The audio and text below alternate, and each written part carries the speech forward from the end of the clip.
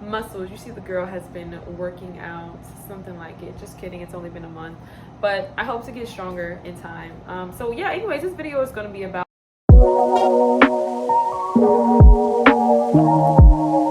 I love my iPhone much better. I don't know why my camera keeps going on and off, but anyways, if you want to start a YouTube channel, it's very easy. You don't really need a lot of tools and equipment. I'm actually sitting this here, my iPhone, on a bunch of books. I have an iPhone 12X or something like that. I have on my overhead light in my room, and I also have a lamp behind me, so I don't have like a ring light or anything like that, and you guys can see me perfectly fine. I always say no followers, no problem, because I really love being in seasons of cultivation where I can just kind of work on my craft and like focus on my messaging and who I want to talk to, and just really becoming. I don't think that I personally need a lot of like attention out of the gate, because I just feel like I'm still learning. So that's just like one of the advantages I think that people have when you first start out, and you can kind of figure out what you want your channel to be about, and you could just kind of practice like being comfortable in front of the camera. I personally have been recording a lot of videos on my Canon, but I just never really post them. And then I also have a podcast that I was recording, which was like on my phone. Even though I didn't have a camera shot for my podcast, I was mostly just doing like the recordings. It really helped develop my personal speaking skills. In addition to me being voted most talkative in high school, I think maybe this was some type of like destined type of thing. But yeah, it's just like a kind of, it's a multitude of things.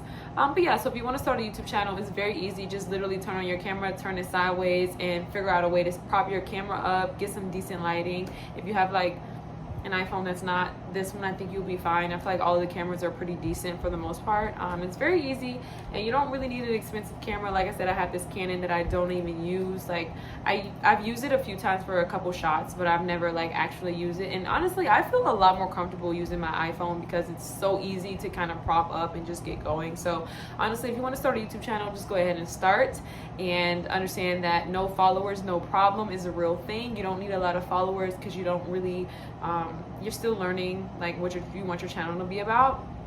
And second thing I want to talk about in this video, because this wasn't necessarily all about how to start a YouTube how to start a YouTube channel, I want to talk about like finding yourself. I think sometimes when we lose ourselves, sometimes we kind of have to go back to who we used to be. And when I say who we used to be, I mean like kind of tap into some of the old pictures and things like that before certain experiences happen. So for example, if you have experienced like a very bad breakup, or if you've experienced something in your life that was very traumatic, maybe it have been a loss of any kind, and you look back and you realize you used to be somebody who may have been happier, or somebody who was a little bit more joyous or more free, and now you're more restricted and like conservative and all of these things, I think that it's so good to kind of look back over old photos, and not really to go down memory lane or to dwell, because I don't think that you could have done anything differently. Like the present moment is what it is. We can always just make a decision, a conscious decision, to do something differently in our current moment.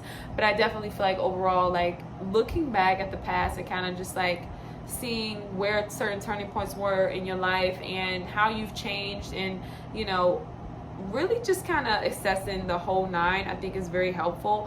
Personally, I think in your 20s, it's about self-discovery. I think it's about fun. I think it's about laughter and friendships and developing relationships with people. It's about developing social skills. It's about living life to the fullest. And I don't think that when we talk about living life and having fun, it always has to be negligent to responsibility. I think that's probably one of the biggest like myths about your 20s, is like, oh, you can just live life and just say forget everything else and just be so reckless with your money, or be so reckless with, you know what I mean? I think that is so unfair, you know what I mean? But I do feel like in your 20s there should definitely be a level of freedom, because everything is so new to you. You really don't have that much experience about life, and you have to gain those experiences. And so I personally just kind of feel like when it comes to your 20s, it's about self-discovery, like the whole nine. It's about self-discovery, and it's about getting an understanding of yourself. And so I feel like if you are somebody who may be struggling with like the loss of self,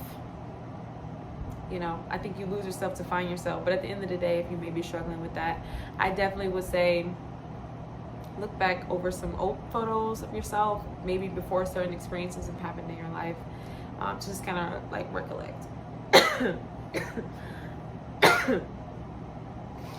The girl is feeling like shit, so I'm gonna dead this video. It was very quick. This could have been in the shorts because it's only like 5 or 7 minutes or something like that, but yeah, I hope this was like someone helpful. Like, totally start your channel. I personally feel a lot more confident actually talking on my iPhone versus my Canon, because I can actually see it. My Canon, I kind of have to turn it around. I don't have one of those, like this here is the flash, so I actually don't have the Canon where you can like turn it and like see it and like, you know, all of those things. And I just much rather see myself and like how I'm talking and how I'm recording and, you know, things like that, versus kind of like just talking blindly into a camera. So yeah, start your channel. You can totally do it. And if you are somebody who's struggling with the loss of self or discovering of self, and you've experienced some type of like traumatic experience in your life, go back over photos and things of yourself before you were that person.